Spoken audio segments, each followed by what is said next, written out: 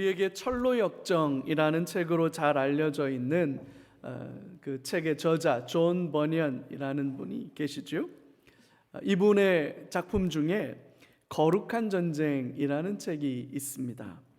성도들을 무너뜨리고 신앙을 잃어버리게 만들기 위해서 사탄이 어떤 전략을 사용하는지 기록하고 있는 그런 책입니다. 반면에 C.S. 루이스 순전한 기독교, 또 나니아 연대기 이런 책을 쓴 아주 유명한 작가지요. 이 C.S. 루이스라고 하는 분이 쓴 스크루테이프의 편지라는 책도 있습니다. 이 두 권 다 한번 우리 성도님들 시간을 내서 읽어볼 만한 좋은 책들이에요. 이 스크루테이프라고 하는 인물은 사탄이에요.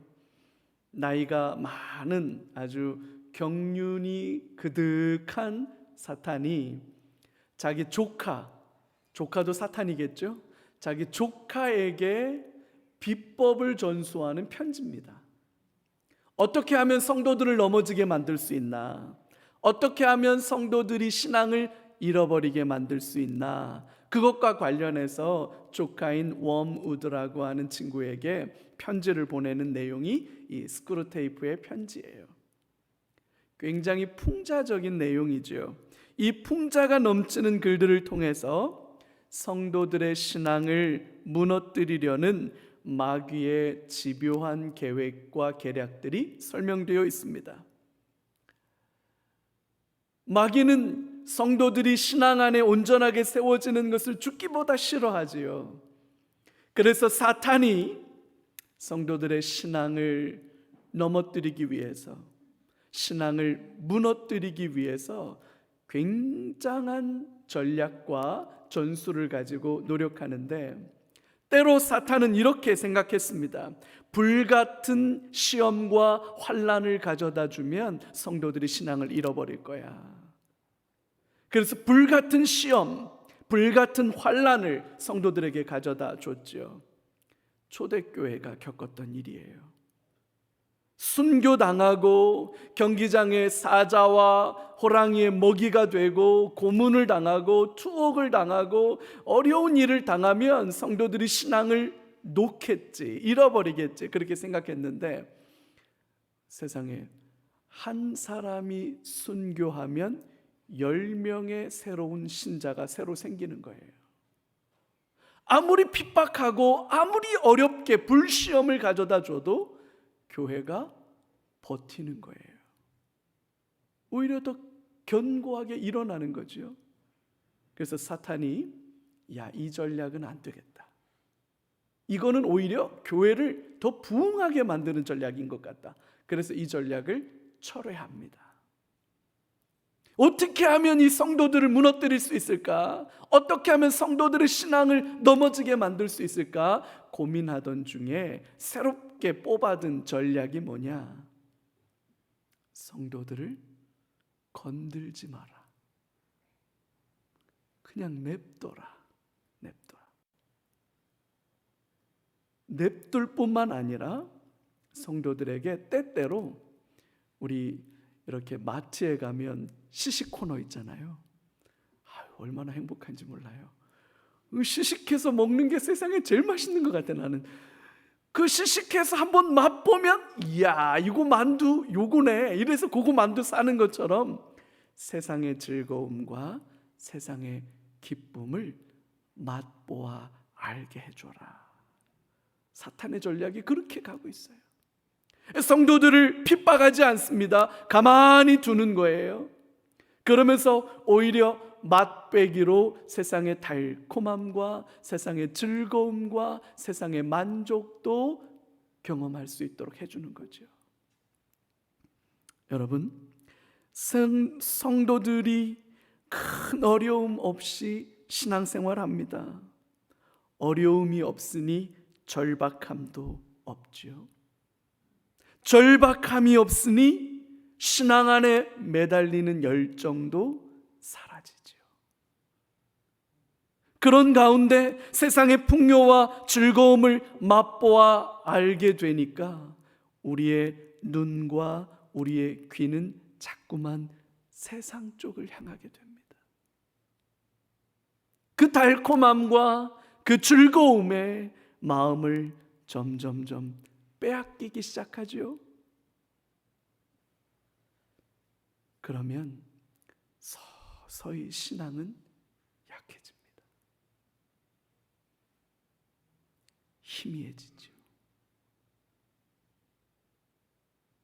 불같은 시험이 오면 성도들은 예수님 붙잡아요. 아무 일도 일어나지 않고 세상의 달콤함을 조금씩 맛보다 보면 우리는 죄의 글로 기울어지죠.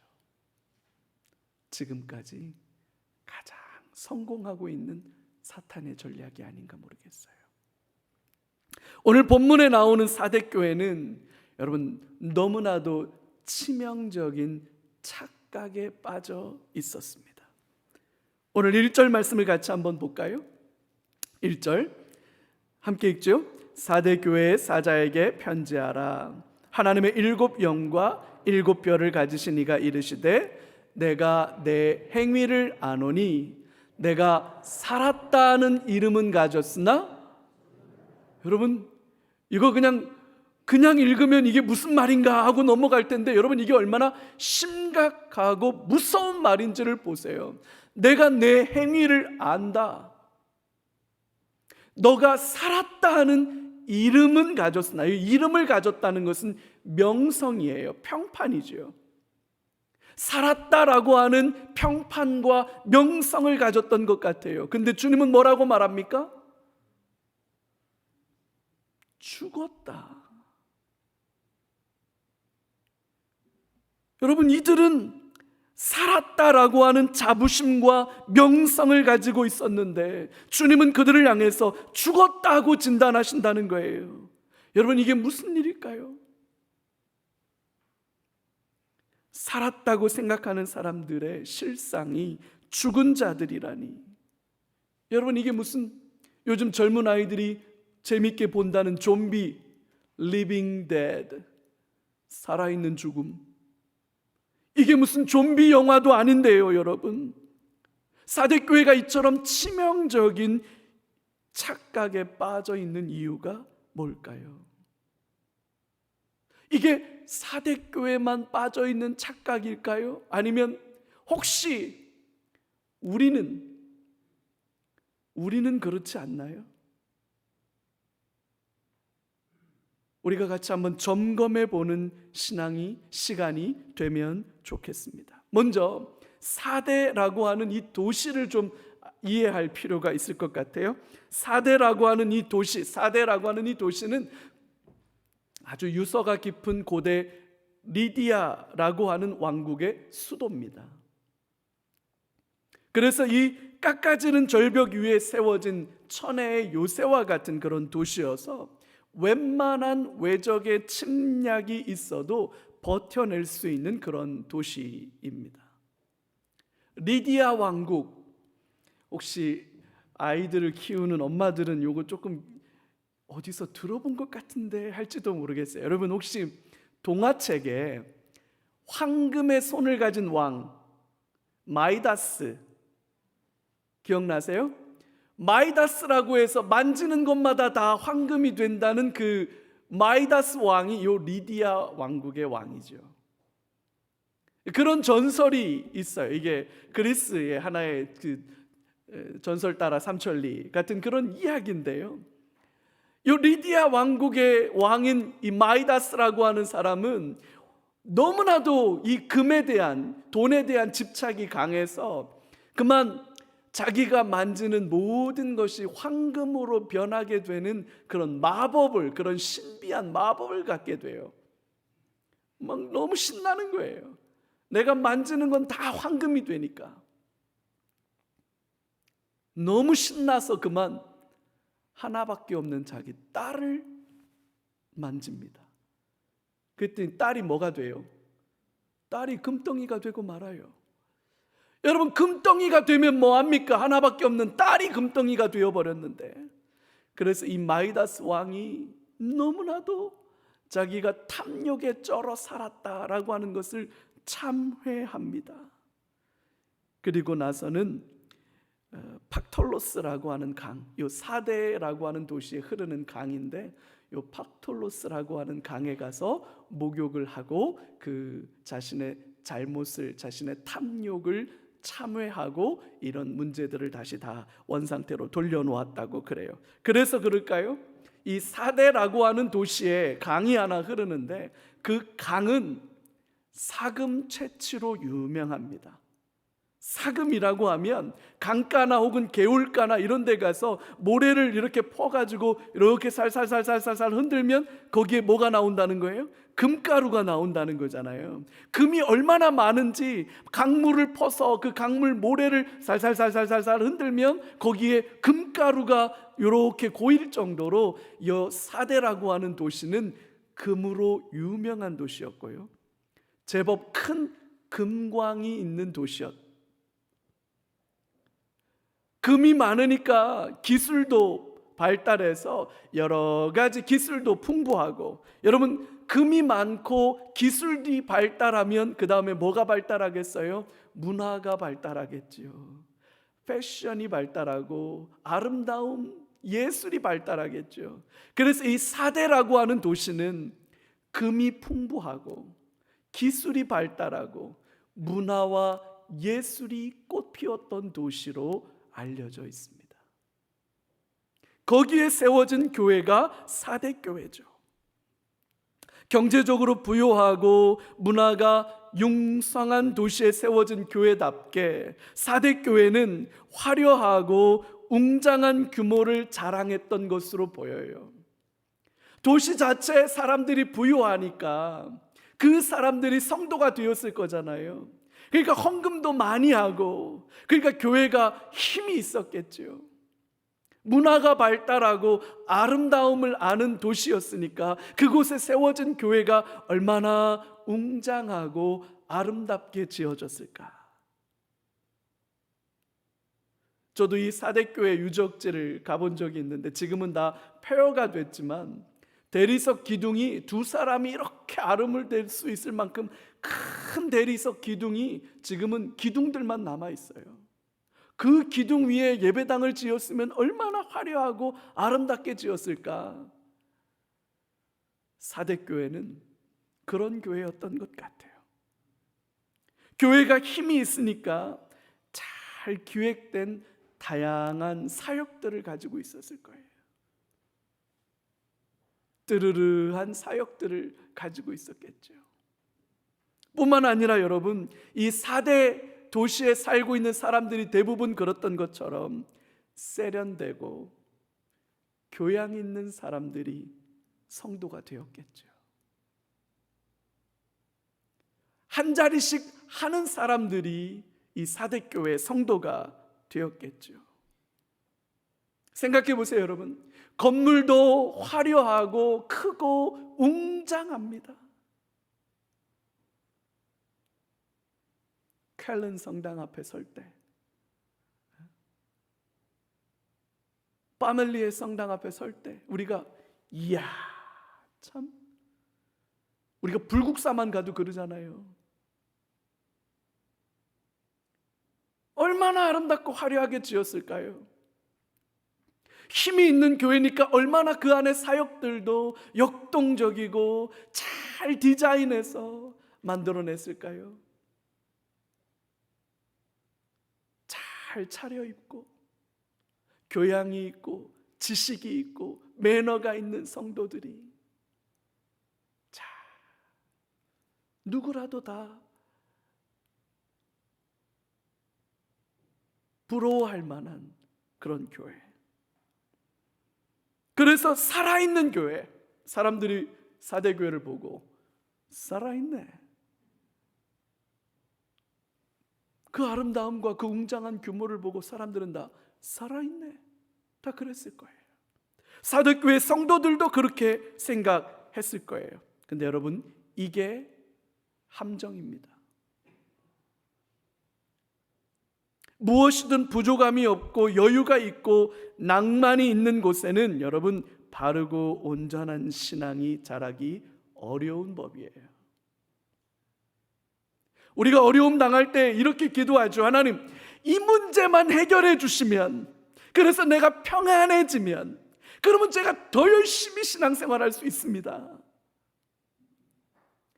이번에 승진만 되면, 아파트 이곳 제가 하나님 분양만 되면, 우리 아이 대학만 가면 제가 새벽 예배도 나갈 수 있고 철야 기도도 할 수 있고 내가 세계 선교도 할 수 있고 막 할 수 있습니다 라고 기도하는데, 여러분, 정작 문제가 해결되고 우리 어른들 하시는 말씀으로 등 따숩고 배부르면 여러분 더 하나님 찾습니까?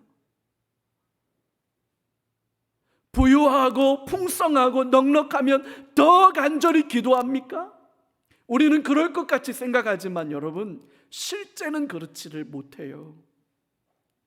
편안하고 모든 일이 잘 되고 모든 게 다 넉넉하면 사람의 마음은 하나님을 찾지 않아요.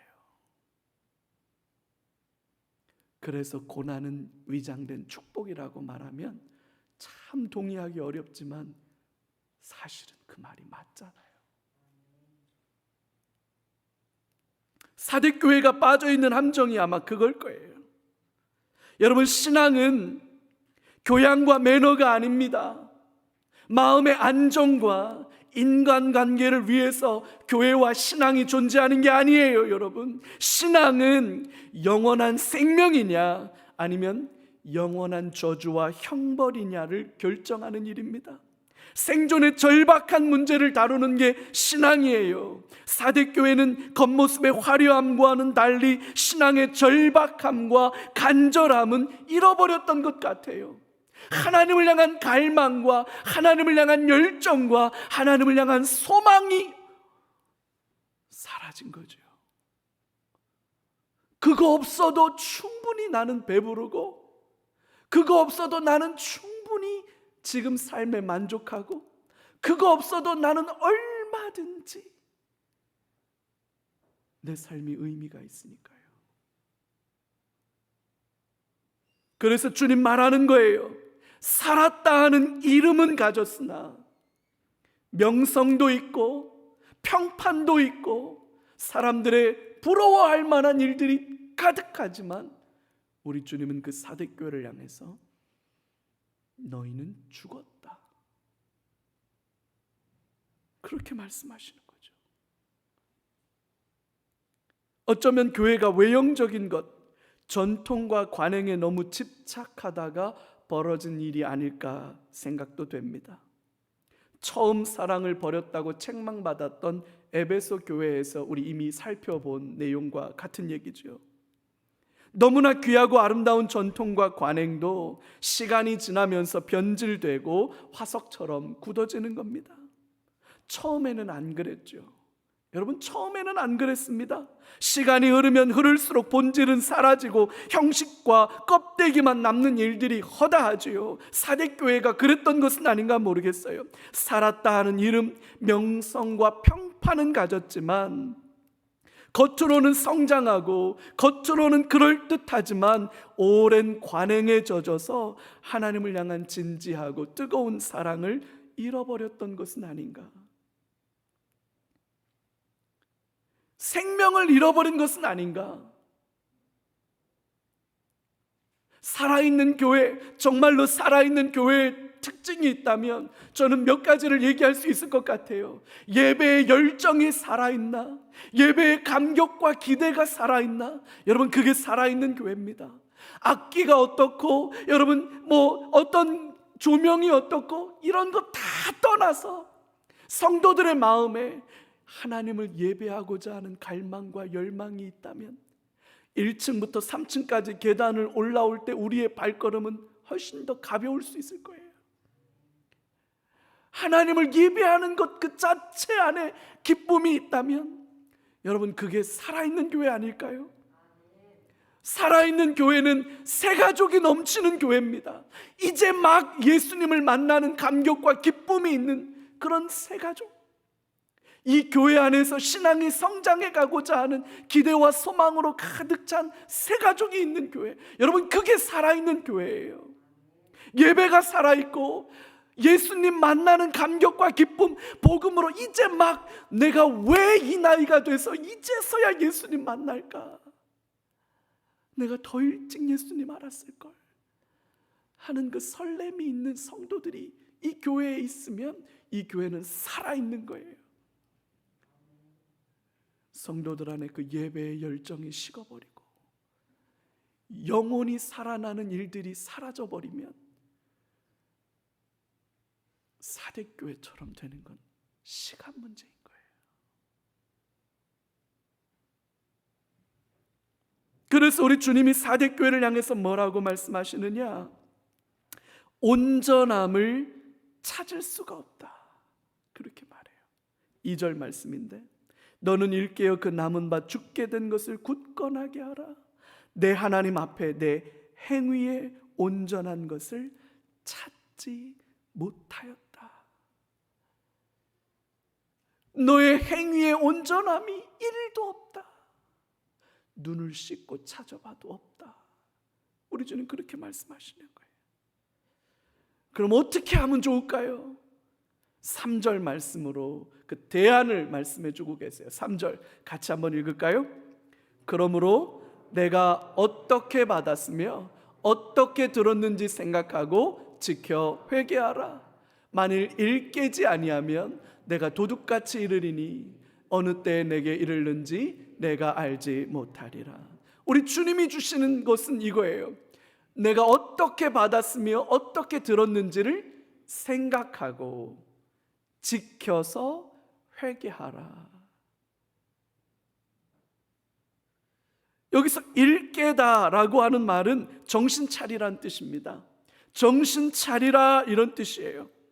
그렇게 정신 차리고 회개하지 않으면 어느 날 우리 주님이 도둑같이 전혀 예상하지 못한 시간과 때와 장소에 주님이 찾아오셔서 심판하시겠다라고 경고하시는 거죠. 여러분, 화려한 외형이 중요한 게 아니지요. 규모가 중요한 것도 아닙니다. 교회는 프로그램과 시설이 아니에요. 교회는 사람이지요. 하나님을 향한 열정과 사랑과 헌신입니다. 교회의 본질이 여기에 있는 거예요. 때문에 주님은 살았다는 이름은 가졌으나 실상은 죽어있는 사대교회를 향해서 3가지의 처방전을 말씀하고 계시는데, 첫 번째는 어떻게 받았고 어떻게 들었는지 생각하라는 겁니다. 여기서 생각하다라고 하는 이 말은 기억하다라는 말로 번역될 수도 있는 단어인데요, 복음을 처음 들었을 때를 우리는 생각해야 합니다. 복음의 진정한 의미가 무엇인지를 우리는 기억해야 합니다. 끊임없이 교회의 본질이 무엇인지, 복음의 본질이 무엇인지, 하나님의 생명의 본질이 무엇인지를 여러분 생각해야 합니다. 기억해야 합니다. 예수님께서 제자들에게 너희는 나를 누구라고 생각하느냐라고 물었을 때 베드로가 주는 그리스도시요 살아계신 하나님의 아들이십니다 라고 고백했을 때 주님이 너무 기뻐하셨어요. 그래서 베드로에게 칭찬하시면서 내가 내 교회를 내 위에 세우겠다 그렇게 말씀하시잖아요. 우리 주님이 세우기를 원하셨던 그 교회는 어떤 모습일까요? 주님이 원하시고 우리 주님이 꿈꾸시고 우리 주님이 바라시는 교회는 어떤 모습이어야 할까요? 여러분, 우리는 이것을 늘 생각해야 합니다. 주님이 꿈꾸시고 주님이 바라시는 교회가 어떤 모습이었는지를 기억하고 생각하고 교회가 그렇게 가도록 날마다 소원하는 게 여러분 필요해요. 교회의 주인이 예수님이시고 예수님은 교회의 머리가 되신다 이렇게 성경은 가르치고 있는데, 여러분, 예수님이 교회의 머리가 되신다는 게 도대체 뭘까? 예수님이 우리 교회의 주인이시라는 사실이 우리 교회에게는 어떻게 드러나야 할까? 생각해야 합니다. 늘 생각해야 합니다. 교회의 본질이 뭔지, 복음의 본질이 어디에 있는지 생각하지 않으면, 여러분, 제가 자주 드리는 말씀이지요. 생각하고 살지 않으면 사는 대로 생각합니다. 생각하고 살아야 됩니다. 그래서 우리 주님은 생각하라. 두 번째 처방전은 지키라. 이 지킨다라고 하는 것은 말씀을 지킨다는 거죠. 여러분, 말씀을 머리로 아는 것으로는 충분하지 않습니다. 말씀을 살아내는 게 중요하지요. 말씀에 대해서, 성경에 대해서 아는 것으로는 충분하지 않습니다. 성경을 아는 사람들은 많아요. 성경에 대해서 아는 사람들도 많아요. 그러나 그 말씀을 붙들고 그 말씀을 살아내는 사람들은 많지 않은 것 같아요. 여러분, 말씀을 자신의 삶에서 경험하는 것이 중요하고 이것이 신앙의 본질입니다. 삶이 무너진 성도들이 너무 많습니다. 한국 교회의 가장 큰 약점이고 아픔이지요. 삶이 무너지고 말만 무성한 교회가 되면 여러분, 그것이 바로 살았다라고 하는 이름은 가졌으나 죽은 교회가 되는 거예요. 교회가 너무나도 많이 말을 해요. 옳은 말을 해요. 많은 말을 하는 게 중요한 게 아니라 말하는 대로 사는 게 중요하죠. 설교자로서 제가 가지고 있는 가장 큰 짐이 그겁니다. 설교하는 대로 사나? 연목사, 설교하는 대로 당신은 그렇게 사나? 라고 물으면 쥐구멍에라도 들어가고 싶은 마음이 굴뚝이지요.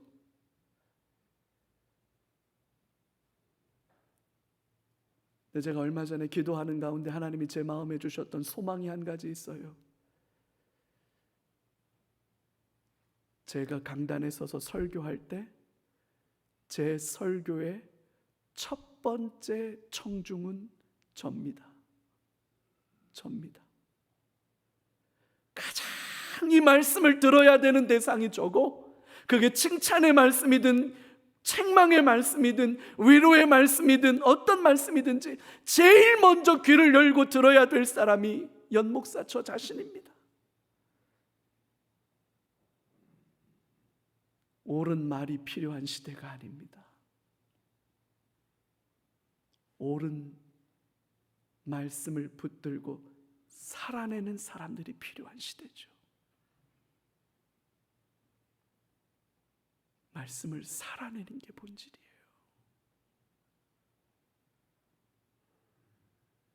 우리는 살아야 합니다.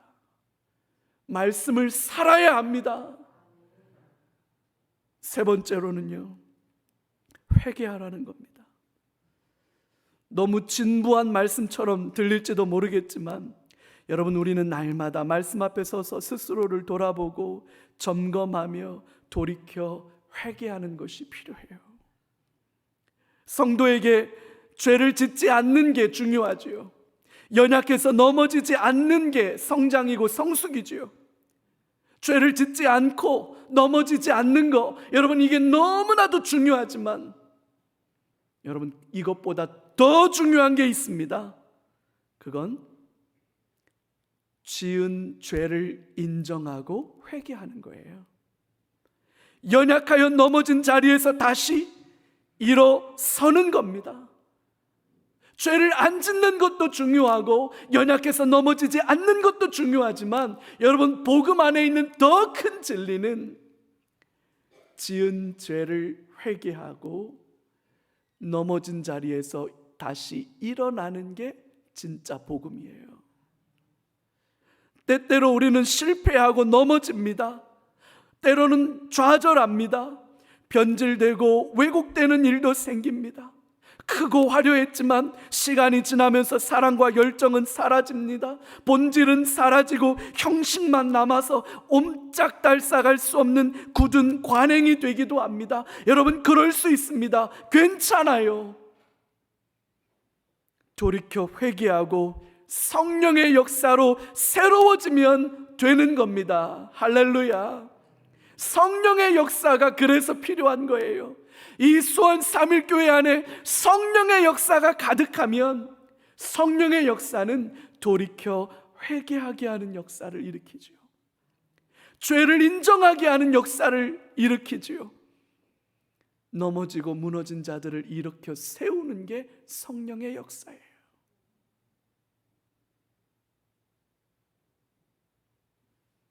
생각해야 합니다. 말씀을 지켜야 합니다. 회개해야 합니다. 그래야 살았다. 나만 그렇게 생각하면 그게 무슨 의미가 있어요? 사람들이 우리에게 살았다라고 말해주는 게 무슨 의미가 있어요? 주님은 우리를 바라보시면서 너 죽었어. 넌 죽어 있는데, 이렇게 말하면 주 안에서 살아있는 우리 교회 되기를 주님의 이름으로 소망합니다. 근데 여러분, 사대교회 모든 성도들이 다 죽은 신앙을 가진 것만은 아니었다고 그렇게 말해요. 4절을 보면 사대교회에 그 옷을 더럽히지 아니한 자 몇 명이 있다. 그들은 흰 옷을 입고 주님과 함께 동행한다. 이렇게 말해요. 신실한 믿음, 온전한 믿음을 굳게 지키는 성도들이 있다는 거예요. 여러분, 이게 얼마나 귀하고 아름다운 말입니까? 여러분, 교회는 공동체지요. 성도들의 모임입니다. 그래서 교회는 공동체를 참 귀하게 여겨요. 하지만 그 많은 성도들이 전부 다 한 번에 도매급으로 매도되는 것만은 아닙니다. 한 명 한 명의 성도가 나름의 믿음과 사랑과 열정으로 하나님을 섬기는 거죠. 우리 하나님께서는 성도 한 사람 한 사람을 다 헤아리고 계십니다. 교회는 공동체라는 본질 안에 한 사람 한 사람이 모두 다 소중합니다. 그래서 모두가 다 치우쳐 진리에서 떠나 죽은 자와 같은 모습으로 신앙생활하지만 그 중에 몇몇은 옷을 더럽히지 않고 거룩한 흰 옷을 입고 주님과 신실하게 동행하는 성도들이 있죠. 주님은 그들을 너무나도 귀하게 여겨주십니다. 너무너무 아름답게 여겨주십니다. 오늘 5절 말씀이에요. 우리 5절 같이 한번 읽을까요? 이기는 자는 이와 같이 흰옷을 입을 것이요 그 생명책에서 결코 지우지 아니하고 그 이름을 내 아버지 앞과 그의 천사들 앞에서 시인하리라. 아멘. 이기는 자는 이와 같이 뭐라고요? 흰옷을 입을 것이다. 그의 이름을 생명책에서 결코 지우지 않고 아버지 앞과 천사들 앞에서 내가 직접 그 이름을 시인하리라. 여러분, 여러분의 이름이 생명책에 기록되어 있습니까? 그러게요. 어쩌면 좋을까요? 여러분, 저와 여러분들의 이름이 생명책에 기록되어 있느냐? 여러분, 이건 너무나도 중요한 일이에요. 순전한 신앙을 가리키지요. 흰 옷을 입었다는 것은 깨끗함과 온전함을 말합니다. 주님 앞에 아름다운 신앙을 지켜가는 저와 여러분들 되기를 주님의 이름으로 축복합니다. 믿음을 지키는 자들의 이름을 생명책에 기록하고 그 이름을 결코 지우지 않을 거라고 우리 주님 약속하고 계셔요. 여러분, 생명책에 이름이 기록되었다는 것이 바로 구원을 말하는 거예요. 버가모 교회 성도들이 받았던 흰 돌이고요, 두아디라 교회가 받았던 새벽별이 바로 같은 의미예요. 요한계시록은 생명책을 얼마나 귀하게 다루고 있는지 모릅니다. 성경 안에 구약 성경에도 이 생명책에 대한 이야기가 나오는데, 생명책이 신구약 성경 안에 두루두루 나오지만 요한계시록은 유독 이 생명책을 아름답고 귀하게 소개해주고 있어요. 요한계시록 13장 8절에 이렇게 되어 있습니다. 죽임을 당한 어린 양의 생명책에 창세 이후로 이름이 기록되지 못하고 이 땅에 사는 자들은 다 그 짐승에게 경배하리라. 요 짐승은 바다에서 올라왔고 사탄에게 권세를 받아서 성도들을 넘어뜨리는 그 힘을 가진 짐승이에요. 모두가 다 이 짐승의 지배와 통치 아래 들어가는데, 죽임을 당한 어린 양의 생명책에 기록된 사람들은 이 짐승의 핍박으로부터 견디고 버팁니다. 할렐루야. 이 생명책에 기록된 사람들, 더 나아가서 요한계시록 20장 12절에 이렇게 말해요.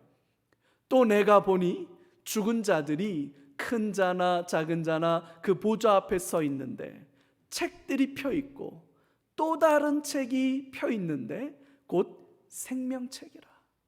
죽은 자들이 자기의 행위에 따라 책들에 기록된 대로 심판을 받으니.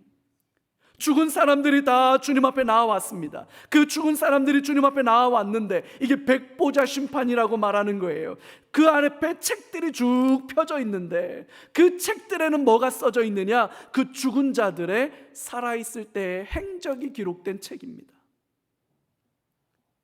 그 책들이 쭉 펴져 있는데 이쪽 옆에 또 다른 책이 하나 펴 있어요. 그 책이 뭐냐? 생명책입니다. 예수를 믿지 않은 자들, 생명책에 기록되지 않은 자들은 자기의 행위대로 저주와 멸망의 심판을 받고 영원한 형벌에 들어가게 될 것이고, 생명책에 기록된 자들은 주님의 약속과 은혜 안에 영원한 낙원에 들어가게 될 것이다 라고 하는 기록이에요. 요 20장 15절에 가니까 이렇게 돼 있어요. 20장 15절, 누구든지 생명책에 기록되지 못한 자는 어떻게 된다고요? 불못에 던져지더라. 요한계시록 21장 27절에는 이렇게 마지막으로 노래합니다. 무엇이든지 속된 것이나 가증한 일 또는 거짓말하는 자는 결코 그리로 들어가지 못하되, 같이 읽을까요? 오직 어린 양의 생명책에 기록된 자들만. 할렐루야. 이게 마지막 새 예루살렘이 위로부터 임하는 거예요. 죽음이 없고 슬픔이 없고 고통이 없고 아픔이 없고 눈물이 없는 곳이지요. 그곳에 누가 들어가느냐?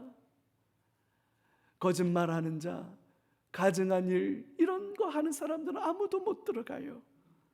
어린 양의 생명책에 기록된 자들만 들어가는 곳입니다. 할렐루야. 생명책에 이름이 기록된다는 것은 여러분 그 무엇과도 바꿀 수 없는, 비교할 수 없는 은혜요 축복이지요. 여러분 뭐가 더 필요할까요? 사대교회 모든 성도들, 대부분의 성도들은 살았다 하는 이름만 가지고 있었지 실상은 죽은 자로 죽은 신앙을 붙들고 사는데, 그 중에 몇몇의 성도들은 그 옷을 더럽히지 않았고 신실하게 흰 옷을 입고 주님과 동행하는 삶을 살았다. 주님 그렇게 칭찬해 주십니다. 저와 여러분들이 이와 같기를 주님의 이름으로 축복합니다. 우리 수원 삼일교회 모든 성도들, 우리 수원 삼일교회 성도들 한 사람도 예외 없이 주의 생명책에 그 이름이 기록되어 흰옷 입고 주님과 동행하는 거룩하고 신실한 믿음의 성도들 되시기를 주님의 이름으로 축복합니다. 결코 지워지지 않을 이름으로 기록되었다고 우리 주님 말씀하셔요. 영원한 하늘나라, 지극한 복락의 낙원이 예비된 거지요.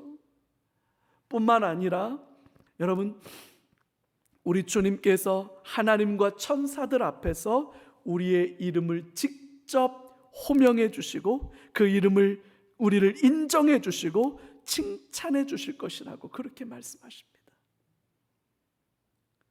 여러분, 이 말씀은 사실 예수님께서 이 땅에 계실 때 마가복음 8장 38절에서 제자들에게 해주셨던 약속의 말씀이에요. 같이 한번 읽을까요? 누구든지 이 음란하고 죄 많은 세대에서 나와 내 말을 부끄러워하면 인자도 아버지의 영광으로 거룩한 천사들과 함께 올 때에 그 사람을 부끄러워하리라. 요 마가복음 말씀에는 반대되는 상황이 기록되어 있는 거예요. 이 음란하고 죄 많은 세대를 살아갈 때 주님의 말씀을 부끄러워하지 아니하고 주님의 말씀을 붙들고 흰옷 입고 살아가지 않고 거꾸로 주님을 부끄러워하고 얼룩진 옷, 더러운 옷 입고 살아가는 줄도 모르고 이 음란한 세대와 죄 많은 세대와 함께 섞여 살아간다면 마지막 심판의 날 주님이 이 땅에 오셨을 때 주님도 우리에게 그렇게 하시겠다는 거예요. 너가 부끄럽다. 나 너 모른다. 너 누구니?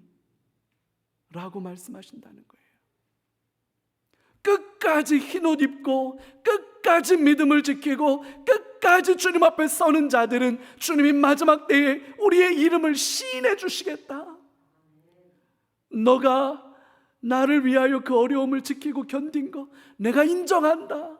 칭찬해주고 격려해주고 위로해주고 붙잡아 주시겠다. 그렇게 말씀하시는 거지요. 여러분, 이게 얼마나 영광스러운 일이에요. 결론적으로 6절에서 교회는 성령이 교회들에게 하시는 말씀을 들어야 한다. 그렇게 강조하십니다. 우리는 성령께서 우리 교회에게 하시는 말씀을 들어야 합니다. 여러분, 그래야 삽니다. 그래야 건강한 교회를 만들어갈 수 있습니다. 그래야 저와 여러분들이 이 땅에서 본질적으로 행복한 삶을 살아갈 수 있습니다.